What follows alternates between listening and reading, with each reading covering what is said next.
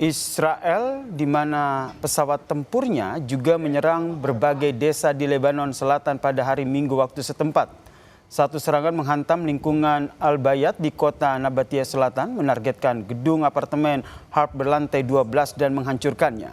Kepulan asap terlihat di beberapa lokasi, sementara itu para medis pun bergegas ke area tersebut dan mencari di antara reruntuhan.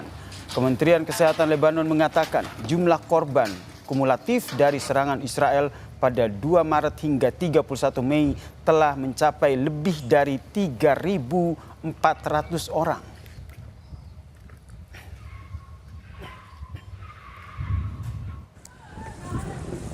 Israel juga membombardir wilayah Tyre di Lebanon Selatan, saudara. Serangan tersebut menghantam bangunan di dekat rumah sakit Hiram dan melukai 13 staf rumah sakit.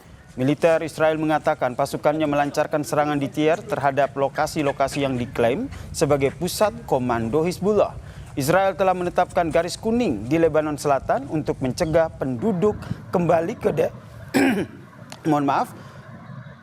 Israel telah menetapkan garis kuning di Lebanon Selatan untuk mencegah penduduk kembali ke daerah-daerah yang berada di bawah kendali Israel. Taktik yang sama juga digunakan di jalur Gaza, di mana warga sipil dilarang memasuki zona-zona tertentu berdasarkan perjanjian gencatan senjata.